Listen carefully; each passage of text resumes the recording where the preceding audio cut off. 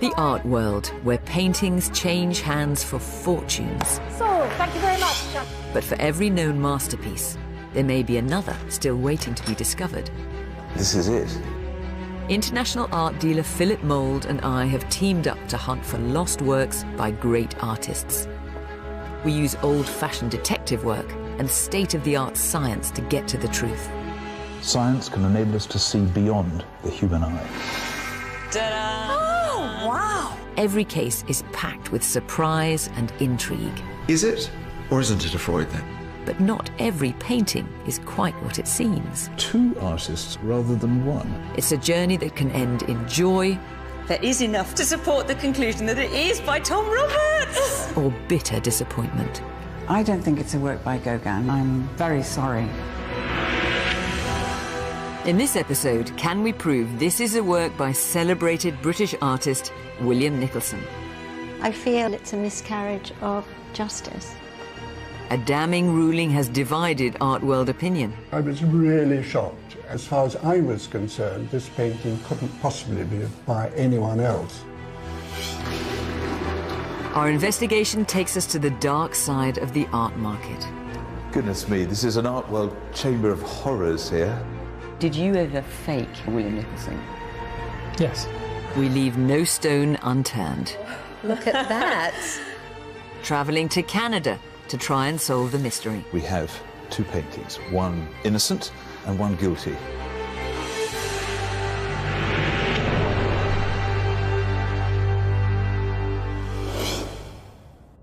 We're beginning our investigation in London. We're meeting an owner who's experienced the shifting fortunes of the art world to great personal cost. Hello. Nice to see you. Nice to see you. Lynn Fuss got in contact because a painting she owns recently suffered a fatal blow. A work she bought as genuine has been rejected by the authority on the artist. In the eyes of the art world, it's now deemed a fake. So a gentle still life of a glass jug, a stack of plates, two pears. It's really lovely. What attracted you to the painting? I think the delicateness of it. I've always loved still life, and it seemed so natural, as if you had just found this on a table. It was just a love at first sight. And am I right in thinking that you bought this as a genuine work by the celebrated artist William Nicolson? Yes, I didn't have any doubt. William Nicolson was one of the leading British artists of his generation. Born in 1872, he began his career as a graphic artist before forging success as a painter. Over 50 years, he created nearly 900 oil paintings, from informal portraits to haunting landscapes. But it's his exquisite still lifes which are most admired. In the years after his death, William Nicolson was overshadowed by his more famous son, the abstract artist Ben Nicholson. But today his work is highly prized, often reaching six-figure sums. So was Lynn's picture worth such a hefty price when she bought it back in 2006? So can you recall how much you paid for the picture? £165,000. Which is an appropriate price then for a good work by William Nicolson. So, well, we're here today, something has obviously gone badly wrong. What happened after you bought it? Well, we were told that Patricia Reed, an authority on William Nicolson, was doing a catalogue raisonné. And then when the catalogue came out, she hadn't put this picture in the catalogue, which was quite a shock. So she was effectively deeming it to be a fake? She was definitely questioning it. But the point is, if she doesn't include it, the picture has very little life beyond just a decorative image. I mean, it's worth, what, a few £100s? So where we are right now, that £165,000 you spent back in 2006, well, you've lost that. Mm-hmm. I mean, for a painting you love, it's hard to hear. It is. I was actually hurt, and for the painting. Yeah, of course. I feel it's a miscarriage of justice. Patricia Reed, though, she must have her reasons. There's obviously another story going on here. Yes. That we need to get to the bottom of. There's a very personal dimension to this case. Lynn grew to love Nicholson's work through her aunt, Lillian Browse, who's a legend in the art world and one of the first female art dealers. Lynn bought the picture from her aunt's gallery just a few months after her death. The fact that you bought the painting from Browse and Derby must have given you some confidence. Yes. And there's the connection to your aunt Lillian Browse. Absolutely. Because she had shown this picture in her own gallery. So she believed in it? She must have believed in it, yes. Lillian Browse was renowned for her knowledge of William Nicholson, having published the first catalogue raisonné, the official list of all his known works, in 1956. Your aunt was considered the authority on William Nicholson. She wrote about him, she dealt in his paintings. Mm-hmm. There's now a new catalogue raisonné, Right. and your painting's not in here. And what would Lillian make of it? I've thought that myself. I cannot imagine that she would be anything but upset or furious. I think she'd be insulted, actually. She'd have fought for the picture, do you think? Oh, yes. No doubt about that. But is this picture worth fighting for? I'm taking a closer look to assess the physical evidence. It feels as though I'm looking into the face of someone who's just been charged with a heinous crime. I mean, is this innocent? Or is it guilty? Is it guilty of being a fake? There are undoubtedly many characteristics of Nicholson in this painting, but equally, you could imagine how a faker would use those devices to trick the eye. Now take that scraped back paint. It's actually just the sort of thing that Nicholson did. In fact, he was known to have used a hairpin in order to be able to create this scarified effect. But a faker could do exactly the same. Those lovely daubs of thick white impasto, it's not beyond the wit of someone who wants to duplicate that appearance to be able to do that. Spade it on, let it dry. I mean, to me, this picture in many respects works. I think there's enough for us to try and prove that there has been a miscarriage of justice. But it's not going to be easy. This painting has been sent down very recently, and to be able to overturn a verdict like this is an uphill struggle.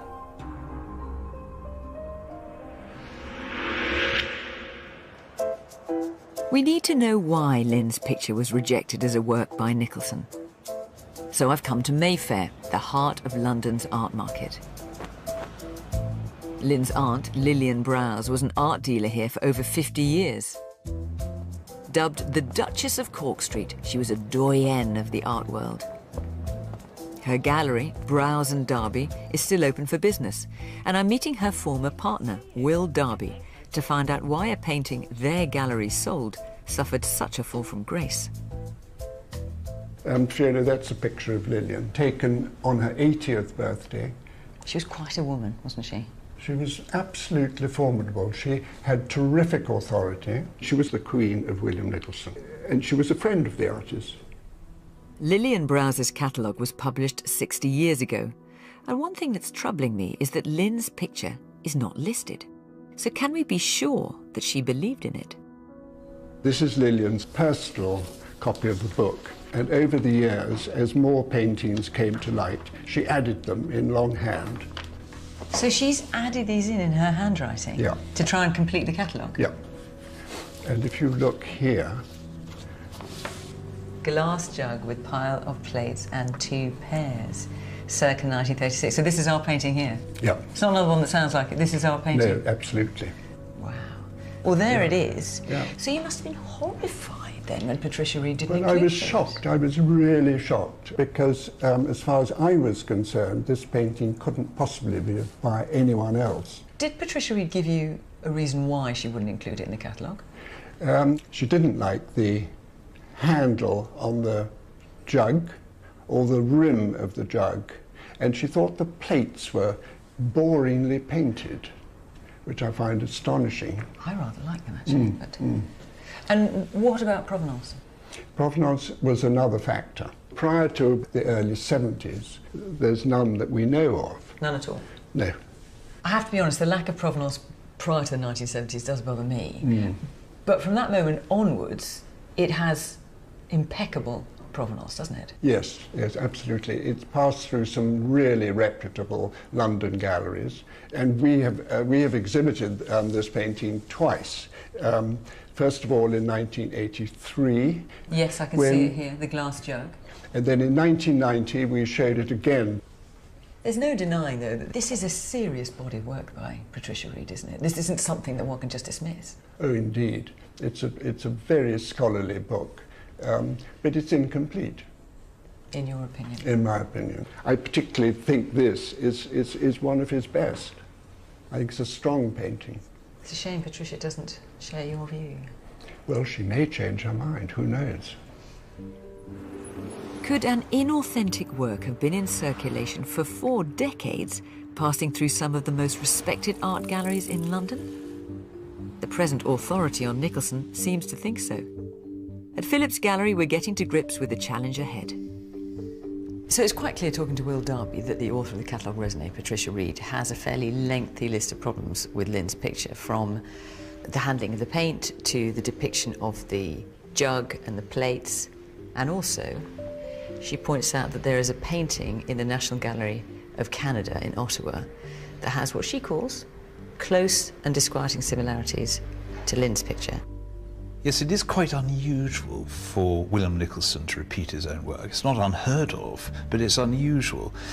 So what I think she's saying is that this is basically a copy of the Ottawa picture. And if so, it's a copy with sinister intent because it's signed N. It's meant to be taken for work by Nicholson. And what doesn't help the cloud of suspicion hanging over Lynn's picture is that there is no provenance that goes back earlier than the 1970s. So I think this isn't going to be that straightforward. Doesn't sound it, does it? If Lynn's picture has any chance of being accepted as a genuine work by Nicholson, we have to address some serious stylistic concerns voiced by the authority on the artist. So I've come to the Fitzwilliam Museum in Cambridge. This impressive art gallery holds a fine selection of William Nicholson's oil paintings. You can see why Nicholson has earned his place as one of the most accomplished painters of the 20th century. For him, painting was a sensuous experience. He had a unique touch, a magical way of manipulating the paint to express light, texture, and mood.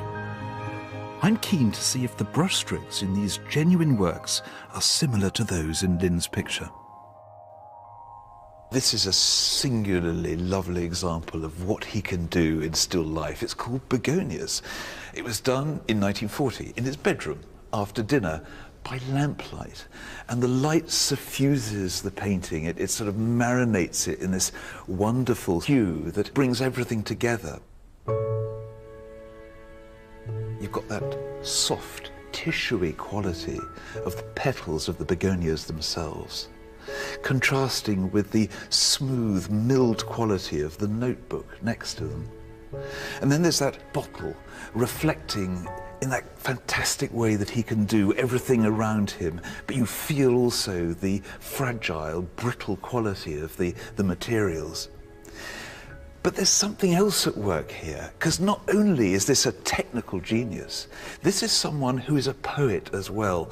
And the way he's chosen these objects, these random domestic objects around him and put them together, has charged them with some sort of energy and meaning. And this is why he's so clever. So the question is, can one see in Lynn's painting some of the same characteristics? And my feelings are that there is an overlap, that there are similarities. I mean, we've got a long way to go, but I feel this is a comforting start. Next, we need to focus on the scientific investigation. Is there something buried within the painting itself that aroused suspicion and condemned it? Lynn has agreed to take her picture to the Courtauld Institute in London for forensic analysis. Professor Aviva Bernstock is one of the world's leading authorities in the scientific study of art. Her research could provide vital evidence to uncover whether Lynn's painting is a genuine work by Nicholson or an imposter by another hand. I mean, the problem, from my point of view, has been that we can't get a feel for it until we could get a closer look, and it seems to be almost hermetically sealed in this frame. Have you actually seen the back at all? No, Lynn? I have not seen the back. Well, I think it would be really interesting. Shall we open the frame? Would that be okay? Yes. Okay. Ah. Okay, I'm going to try and lift out this sheet. Yep. Okay. Ooh. Look at that. Well, it's fascinating. I can see a number. I can see a beautiful colour, green, red, as if some oil has been dropped here. A little label, a glass jug, it says, in beautiful writing. Very exciting. I mean, it looks as though it's properly been in a studio somewhere, doesn't it, some time ago. It's a pleasant surprise, wouldn't you agree? Yeah, absolutely. I was dreading seeing a blank piece of canvas or board. So the question is, whose handwriting is that? It would be good to use some imaging techniques, perhaps looking in infrared to see if we can read it more easily. At the back of this picture is splattered, a bit like a crime scene with clues. There surely must be some answers here.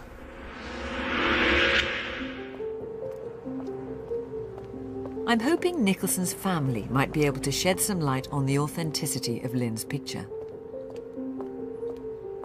I've come to meet William Nicholson's grandson, Desmond Banks. Nice to see you. Come in. Thank you. He's inherited a treasure trove of material relating to his grandfather and has intimate insight into his works. Oh, wow. I love these woodcuts. You've got so many of them. And we've got Queen Victoria there. Yes, that caused quite a stir in the late 1890s. Because it's so unmagisterial, presumably. She Well, just it looks is, like yes. She was, I think, a short and stout woman by that time. She was. And you've got Rudyard Kipling over there. Well, Kipling was a friend of Nicholson's and wrote verses for some of Nicholson's books of woodcuts. So he mixed in pretty wonderful circles. Desmond has also inherited a selection of his grandfather's oil paintings left in his studio after his death in 1949. Painting was something that Nicholson felt a particularly close attachment to, didn't he? For him, it was a sensuous activity. For him, the paint was succulent, a particularly delicious stroke. My mother used to say his mouth would water, and it really appealed to all of his senses. Since Nicholson's death, the value of his work has risen steadily, and attempts have been made to pass off inauthentic pictures as genuine. Desmond keeps his eyes peeled for rogue Nicholsons. This is the dustbin, which I'd like to show you, my Nicholson dustbin. It contains all of the pictures that have not been authenticated as being by William Nicholson. Some may be forgeries, some may be copies. OK, let's have a look. There we've got a nice still life with a lustre jug. I don't think the lustre is handled at all as Nicholson would have handled it, so I'm not very happy with that.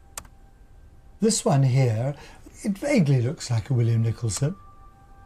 On the back, in what appears to be Nicholson's own signature, Nicholson and then a date, that doesn't look like his handwriting to me. So that's someone pretending to do Nicholson's handwriting, is it? It is. So someone has deliberately tried to pass this off as a genuine work by Nicholson? I believe they have, yes. I found this offered for sale on a website as a William Nicholson. This was a painting that was made to order in Panama. They've got teams of artists painting any artist that you want, and this was their attempt at William Nicholson. Wow. And there's this one here, which is... Hang on. This is our painting. Is it really? Good heavens. Well... This is our painting in your dustbin? It is. Desmond's been in the dark about which painting we're investigating, so I'm rather taken aback that it's been dumped in his dustbin. You don't think this is genuine? I'm not a judge of it. I do not hold myself out as an expert. All that I can say about it is that Patricia Reed doesn't accept it as genuine. What do you think? I'm looking at the end in the bottom left-hand corner. It's very different from what I'm familiar with, but Nicholson didn't always use the same signature. There's a tremendous variety of his signatures. God, here we are in your home, surrounded by all these genuine William Nicolson works, and you've got art painting in your dustbin. Of all of the paintings in my dustbin... I'm beginning to really not like that phrase, yes. This is the one which I think is the best and the best candidate for acceptance. For coming out of the dustbin. But I'm not the person to make a final judgment on it.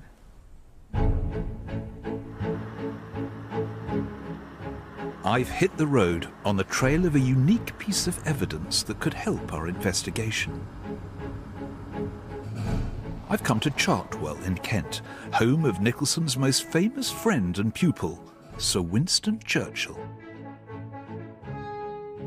During the 1930s, Churchill was out of office, which left him free to pursue a passion far removed from politics: painting. Churchill sought help from the most celebrated artists of the day, but he said the person who taught me most about painting was William Nicolson. They painted side by side. Churchill was an eager student, and Nicholson only too happy to share his knowledge of techniques and pigments. And there's one artifact from their friendship that reveals much about Nicholson's methods. This is a really fascinating document. It's from the Churchill archive, and it's a catalogue of colours from a colourman, a paint supplier called Le Chartier Barbe.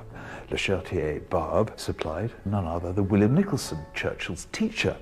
In fact, if one needs any clarification, it's on the back. Signed by William Nicolson, I have marked the colours I use.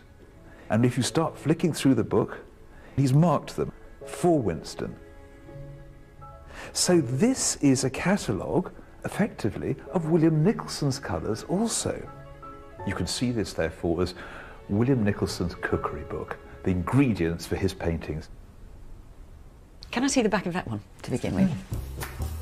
It's back at Desmond's house. I'm also gathering evidence. Let me just take a picture of that, is that all right?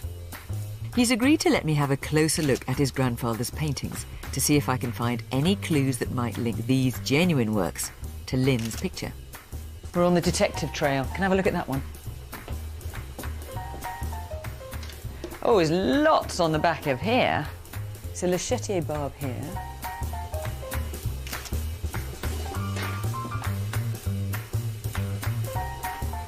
William Nicolson, Apple Tree Yard.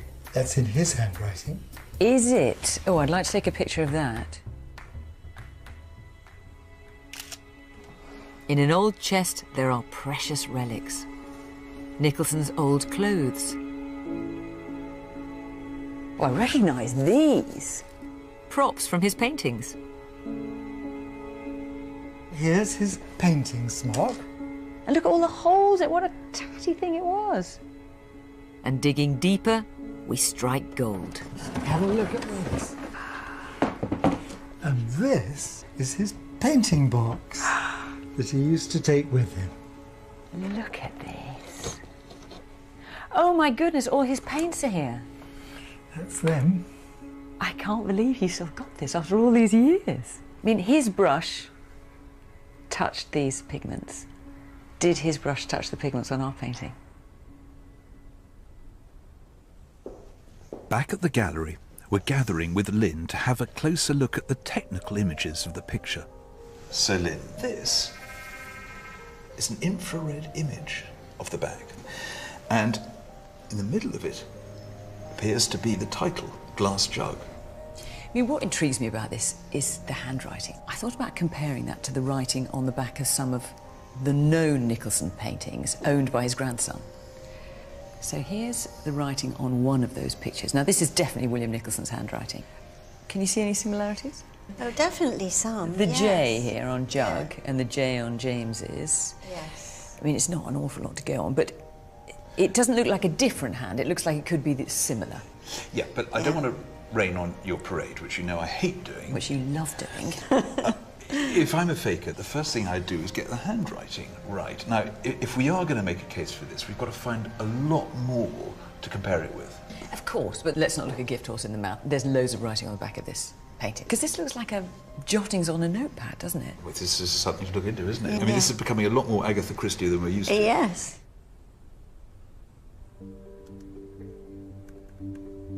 I'm getting to work on the provenance of Lynn's picture. One of the major problems is that there's no record of the work before the mid-1970s, so I've been trying to dig deeper into its past, but I've stumbled across something that might be cause for concern.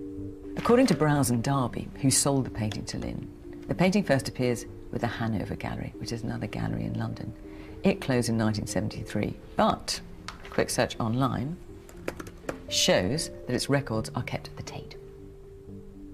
But these records come with a major health warning. It says before they were catalogued, some of these records were consulted by a man who subsequently faced criminal charges for producing false provenances for forged works of art. Now, I know this case. I know who they're talking about. And what we may have stumbled into here is one of the great art forgeries of the 20th century. The mastermind behind a massive art fraud has been convicted after a trial lasting 5 months. John Drew faked archive material to give forged pictures a bogus history. He'll be sentenced on Monday along with John Myatt, an artist who admitted conspiracy to defraud. A third man was acquitted.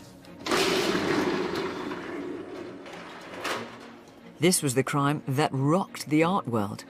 Could Lynn's picture be caught up in it? We've come to a secret art store to meet the former head of the Art and Antique Squad, Dick Ellis.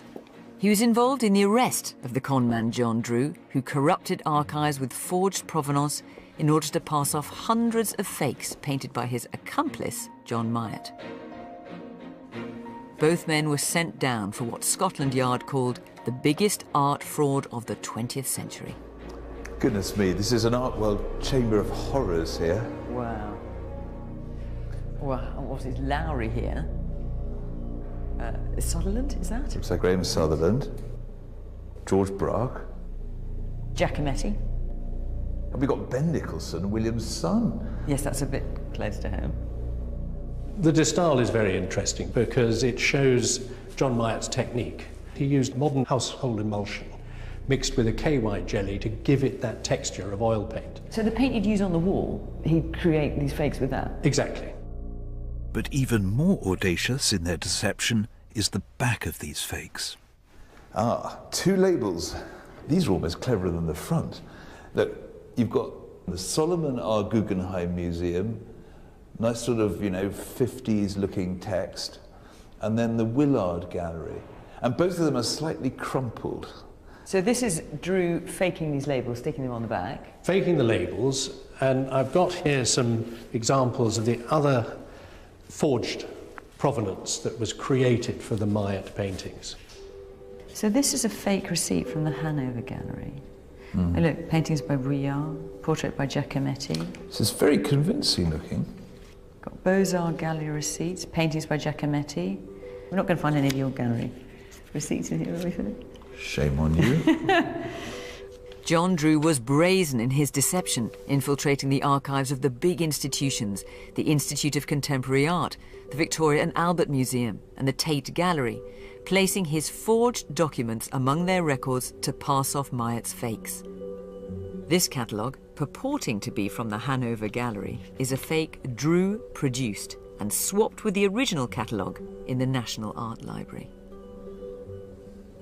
Here is a photograph of this picture. Yeah. So he has legitimised this fake. And this particular picture was recovered from an eminent New York dealer who'd paid several hundreds of thousands of dollars for it. Ooh, ouch. I'm concerned to see several fake Ben Nicholsons, which makes me wonder if Myatt forged father as well as son. Has John Myatt ever painted a William Nicolson, do you know? I think only John Myatt can answer that question. With our investigation taking a sinister turn, I've returned to the Courtauld Institute. I'm hoping Aviva can find some answers locked within the evidence Fiona and I gathered for her. Hello, Aviva. Hello. Well, I can see you've got enough to keep yourself busy here, and the paint box has arrived. It has, and it makes all the difference to the study of this painting. We can take samples from these tubes, because there's always bits of paint on the outside. I can analyse that to see whether they're similar to what was used in the picture. Excellent. And I've discovered one other exciting thing, and that is a palette fits in like this. And you see the painting, which is on the easel here, which is a commercially primed artist board, slots perfectly into this box. You see it's exactly the right size. Yeah, it's a snug fit. It's a snug fit, but when it was closed, the back would be in contact with the palette, like that. And I think that explains why there is splodges of palette paint on the back of the actual support. I mean, that is an utterly brilliant suggestion. In fact, if you have a look at these images, they're the backs of other pictures that he made. You can see there are bits of paint on the back too. So Lynn's picture fits in Nicholson's box and shows the signs of a Nicholson way of treating them. It's beautifully neat. It is neat. I mean, of course it's a box made for artists, and lots of artists might have been doing exactly the same thing at this time, but it does seem like a very interesting coincidence. Aviva is taking samples from the tubes in Nicholson's paint box. She can compare these with the pigments in Lynn's picture to see if there are any similarities with those Nicholson used.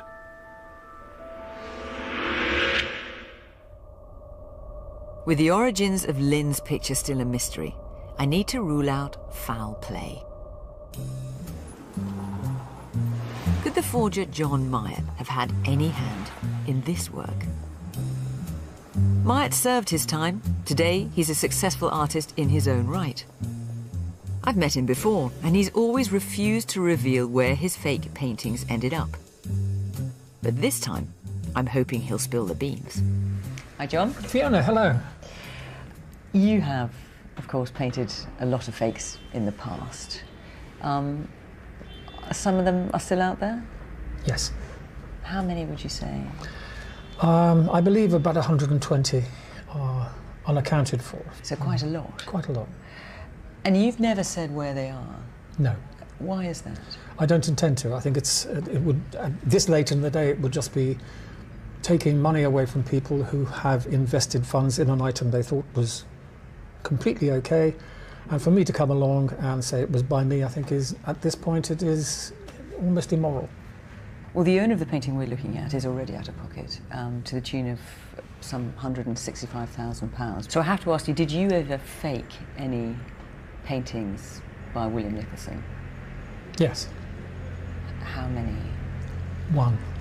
Just one? Just one. Still life. Well, I'm going to show you the painting we're looking at, and I want you to tell me if this is yours. There it is. Well, it's a lovely bit of work, I can tell you that. But it's definitely not by me. Phew! That is a relief. It's a lovely painting.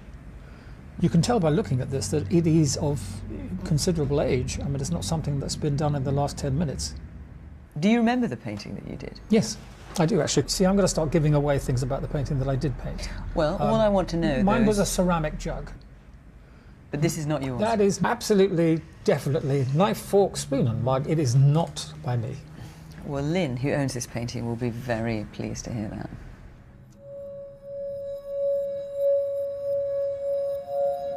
Back at the Courtauld Institute, Aviva has used X-ray photography to penetrate deep into the paint layers to see if she can find any clue as to the genesis of Lynn's picture. And she's found something quite unexpected. How extraordinary. It looks like a vase of flowers. Absolutely, and it's one of the clearest X-rays of an underlying paint that I've seen for a long time. Isn't that terrific? I think the board that it was originally painted on has been scraped, and then another image has been put on top. And you can see those scrape marks here in the X-ray. There are a lot of them. Quite a lot of artists reuse their supports, either from economic necessity or for other reasons. And this is certainly an example of that. But by what this artist has thrown away, by what this artist has abandoned, it's quite possible that we can tell more about who he or she may be. This remarkable discovery has given us new leads that could help us link Lynn's picture to William Nicolson. We x-rayed your painting and found this beneath. Oh my goodness. What do you think that is? Flowers, freesias. Freesias it is, and freesias is something to which Nicholson returned time and time again, and catalogued Oh my gosh. by Patricia Reed in the catalogue raisonné are a number of works of freesias. Oh my goodness, that is an exciting surprise. Intriguingly, in addition to the 5 freesia paintings identified in the catalogue raisonné, a 6th is listed as lost.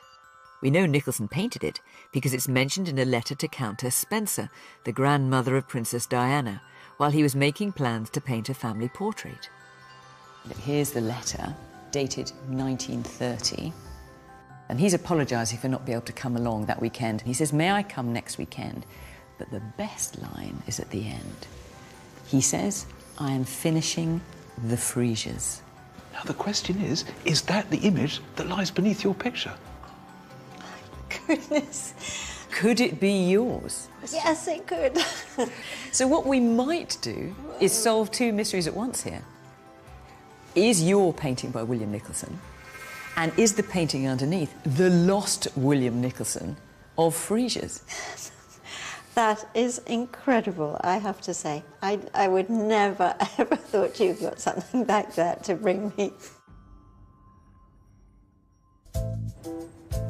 Back on the provenance trail, I've been searching for any record of who owned Lynn's picture before the mid-70s. We've identified that a label on the back belongs to a leading Mayfair gallery called Reed and Lefebvre, one of several the picture passed through. The gallery now operates as Lefebvre Fine Art, and they've agreed on this occasion to look back into their records. I'm heading to see Lynn with some exciting news. Lynn, the reason I've come to see you today is I've now found out who owned your picture before 1976. Before 76, okay. Right? Yeah. So it's this man, George Prince. Now, he was a diamond broker. Right. And he was a wealthy man. He lived in this house in Hampstead in North London. It looks like a Hampstead house. Later inhabited by none other than George Michael, just for a bit of interest. You are. And in this house, when George Prince lived there, we know from sales records that he had an extensive art collection. Picasso, Renoir, Bonnard, Vuillard, and of course Nicholson. And he was collecting art from the mid-1930s to the mid-1950s. So I think it's safe to assume that he would have bought your painting somewhere in that period. Goodness. He doesn't sound like the kind of man who'd have been duped by a fake, does he? I was thinking about that. No, he doesn't. The obvious question now, Lynn, is who did George Prince buy the painting from? I mean, maybe he bought it from Nicholson, who knows? But that's the one thing I haven't been able to find out. Where did George Prince buy the picture? I can't take it back any further. You can't take it back further. We have the makings of a promising case, but we've just received some information from Patricia Reed that raises some serious questions. So we've established that Lynn's picture is painted on a used artist's board, hopefully Nicholson's board. But here we've got a concern, because Patricia Reed claims that some of Nicholson's old boards were being used by other artists. And Nicholson didn't just teach Winston Churchill, there were others. And this picture, the genuine Nicholson hanging in the National Gallery of Canada, is fueling the suspicion. So the idea is then, according to Patricia Reed, that while William Nicolson was painting this genuine work, someone else was reusing one of his old boards, painting side by side, creating Lynn's picture. That's what she appears to be claiming. So the only way that we can establish that Lynn's picture is not an imposter is to put the two together and examine them forensically, make the comparison, find out that way.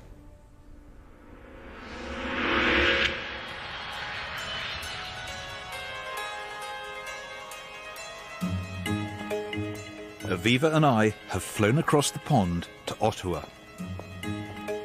We're hoping to find out once and for all if Lynn's picture is a rogue version of a genuine work that is held in the National Gallery of Canada. This is a world-class gallery with an impressive collection. It holds some of the biggest names in British art, including several works by William Nicolson. We're meeting Director of Conservation, Stephen Gritt. Hi. Hello. Hello. Very nice to meet you. Welcome, welcome. This is my studio. Come on in. He's agreed to let us take a closer look at the genuine work that's aroused such suspicion around Lynn's picture. So, finally, we got the two works together. One, a fully authentic work by Nicholson, and then Lynn's picture. Patricia Reed believes this to be by another hand.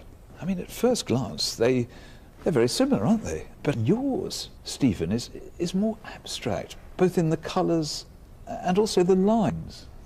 That's quite right. It's widely regarded as his most abstracted painting.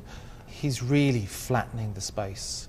Yeah, and it's particularly true of the pears, isn't it? They're very flat and they have quite a puzzling shape, so he's experimenting here.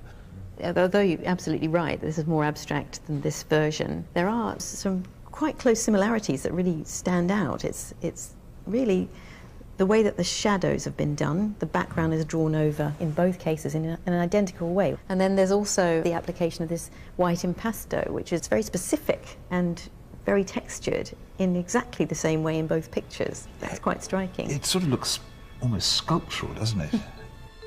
So I'm really interested in looking at the signature mark, the monogram, which in my painting is this characteristic, slightly curlicued, leaning over N, and your N is a little bit different. Yeah, it's an upright N with dots around it. I have to say, it is quite distinctly different.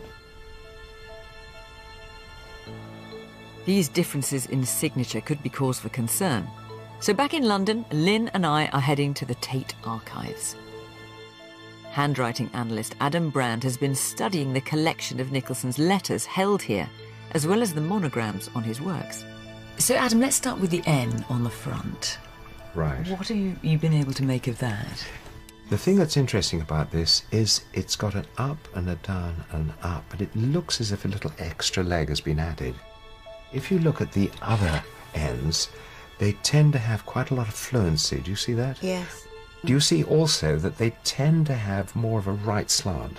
Yes. So that looks like a bit of a worry then. It's not a total concern because actually you can see some paintings where that slant is upright. So though I have some concerns about the N, it's not completely dismissed as being not his. Back in Ottawa, we're also taking a closer look at that N. Stephen has pointed out that during the 1930s, Nicholson began adding a uniquely personal touch to his monogram. On the Ottawa painting, our N is sitting on top of a pale blue blob, lightly applied with a thumb. Okay, so it's like a personal seal from his own body, and then he puts the N on top. That's the idea, I think. Now you mention it, looks like there's a round circle underneath this N. I do see what you mean, yeah, absolutely. I think we should have a closer look at that. Stephen closely examines the application of paint on the monogram of Lynn's picture. Could it have been applied using the same quirky technique that we know Nicholson used? Well, this is interesting. I can see a daub of pale grey paint into which the shape of the N is worked while that pale grey paint is still wet. And that's interesting to me because it matches the methodology of the laying down of the monogram on the Ottawa painting. This is sounding exciting. I think so. Yeah, I see what you mean. It's an optical bluish paint, pale blue, and then the signature's on top. That's absolutely clear. But This is what we're looking for. I mean, this highly idiosyncratic technique that Nicholson uses. Banging down a bit of paint, a thumbprint if you want, and then an initial on top. With compelling similarities on the front of both pictures, how do the backs compare? Oh, goodness me. Well, you can see the blobs of paint that we saw. They're exactly the same blobs of paint on the back of this picture. It's the same mess, isn't it? So there's lots of writing on the back and squiggles and notations, but most importantly, I think we've got glass and fruit, which is presumably the early title of our work, and you have glass jug. And what's common here is this very flamboyant G on the word glass. We've got a handwriting expert working on whether or not this is William Nicholson's hand. Now, look at that G here and how similar it is to a known Nicholson G. Now, that is quite an individualistic structure. From a graphological handwriting point of view, they're quite similar. Do you see that point? Now, if we move on to the spacing, you've got GL break, you've got A, break, break. Now, if you look at one of his letters, that's very similar. Do you see that? Yes. Is that not something you could easily copy? No, it is the most difficult thing to do because it's an unconscious movement. That movement is actually in many ways more significant than the letter shape. It's so interesting. Do you see? It's absolutely fascinating. And even at the bottom, you see the S's exactly the same as the S's on the back of the picture. Now, when you've got all these significant characteristics coming together, I am 100% convinced that the writing on the back of this painting was done by Sir William Nicolson. Really? Yes. Wow. You've never given us a percentage before. That is very exciting. And that's the most categorical I've ever heard you, Adam. You see what this means, though, Lynn? Yes. Because surely, if William Nicholson wrote this on the back of the picture, describing what's on the front, he must have painted the front. Why would he write on the back of someone else's picture? This is a massive step forward for us. With the handwriting authenticated as Nicholson's, this gives huge weight to what's actually written. And a hastily scribbled note could help us date Lynn's picture. Do you remember this pad win with the numbers? Yes. We thought it might be a railway timetable. Yeah. We sent our researcher to the National Railway Museum in York, and he spent 2 days going through years and years of railway timetables. Somebody fastidious. And what we found is that between September 1931 and September 1939, there is a train that left from Paddington, and there's the time, 9:20, and this Windsor. And here we go, 3:32 on the painting, 3:32 on the timetable. There it is. But this, again, you believe is Nicholson's handwriting, don't you? Yes, indeed, yeah. 100%. 100%. And now this timetable changed after September 39 because of the outbreak of war. So what we can be sure about is that this was written on the back of this picture between September 1931 and September 1939. I've got goosebumps now. So we can date the back of the board to well within Nicholson's lifetime.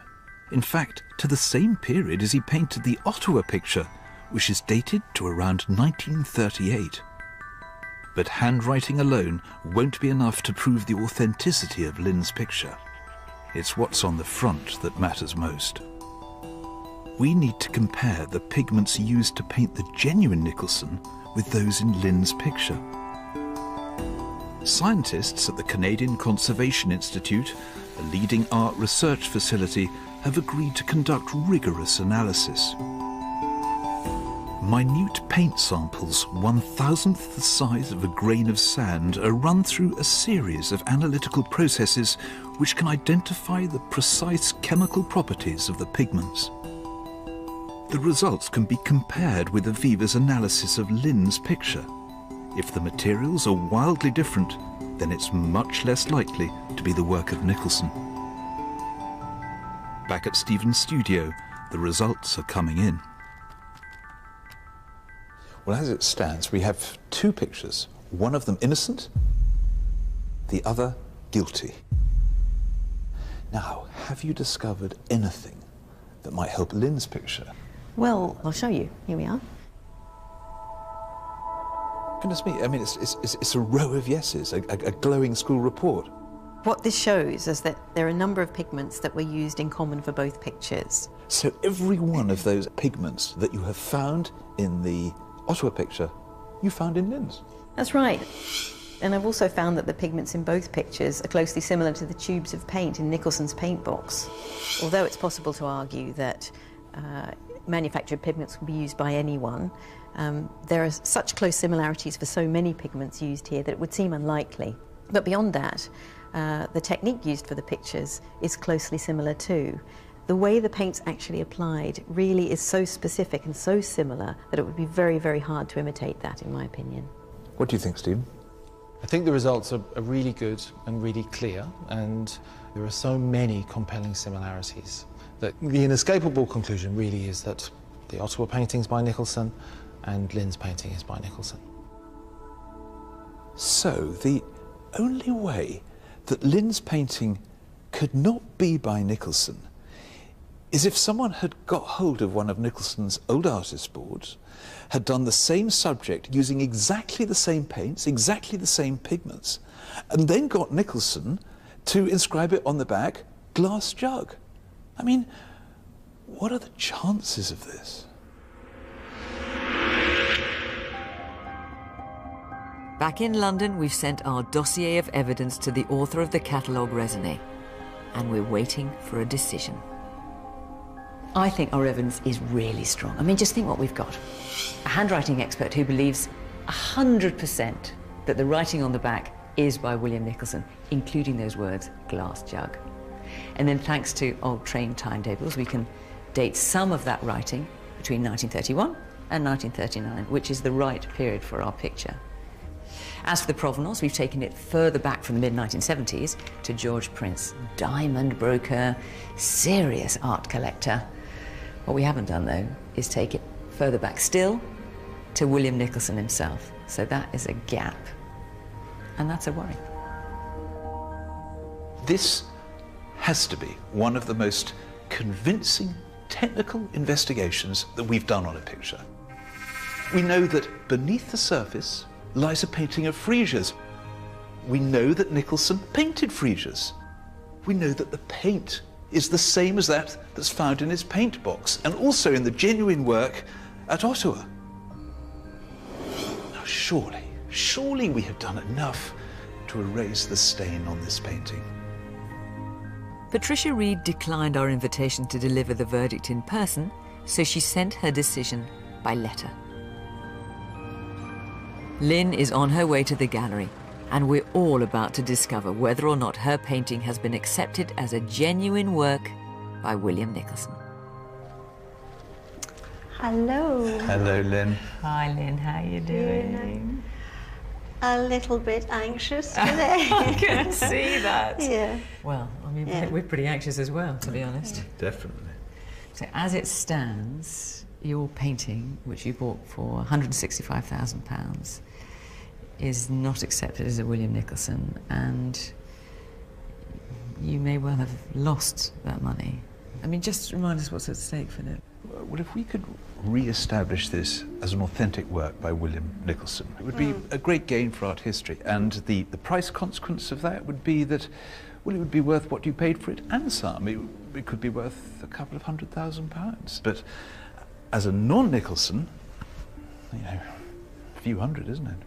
It's hard not to wince when you hear that, but I know it's much more to you than just about the money, isn't it? It really is. It's an emotional situation for me.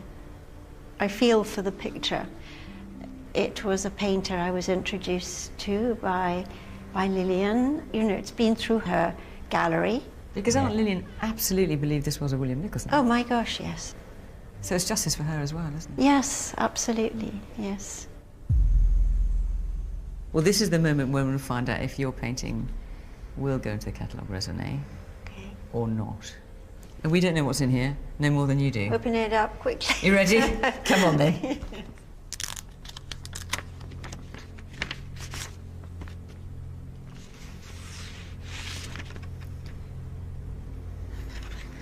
I regret to inform you that I do not find there is sufficient evidence to attribute this work to William Nicolson. Poor Lynn. I am sorry. Although there are a number of aspects of the painting that link the physical board and paint with William Nicolson and his studio, there is nothing that gives any direct evidence that he actually executed the work himself. Lynn, what are you... I don't know what to say. Well, isn't it strange? I was actually expecting, I don't know why, good news. So was I. So I am amazed that unless there's enough reason why. She says, there was a group of amateur painters, including Winston Churchill, who were tutored individually by Nicholson in his studio and elsewhere during the 1930s. This work could have been executed by one of them under William Nicholson's supervision. So she's saying it was his board, but he let them paint on it. But what this comes down to is something which is really difficult to argue with, and that is, despite all the evidence that we've been able to establish, all the facts around this picture, in the end, Patricia Reed feels that this is not by the artist she knows. She believes that those aren't his strokes. I'm slightly lost for words, to be honest. I thought the case was so strong. So strong. I mean, does it affect how you feel about it? I say no, but probably yes. I don't know. I feel a bit sore that somebody would say such a thing about this lovely picture, but... Sorry. This too will pass, as they say. Yeah. Oh, sorry, painting. I still believe it's his painting.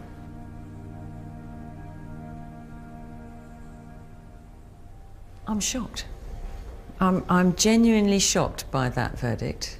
I didn't expect it. I mean, ultimately, of course, it is up to Patricia Reed.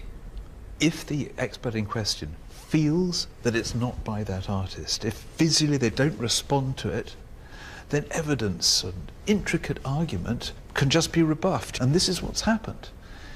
If they don't like the look of it, they don't like the look of it. That's it. And that's her job. But it's brutal.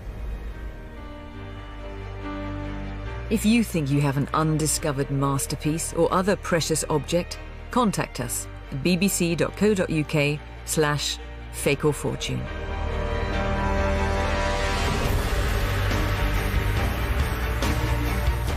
In the frame next week, Toulouse-Lautrec Sketches. Fake or Fortune is back same time, 9 o'clock. Dangerous Dyes tomorrow morning, counterfeit food colouring that can cause cancer. Fake Britain investigates here on BBC One at 11.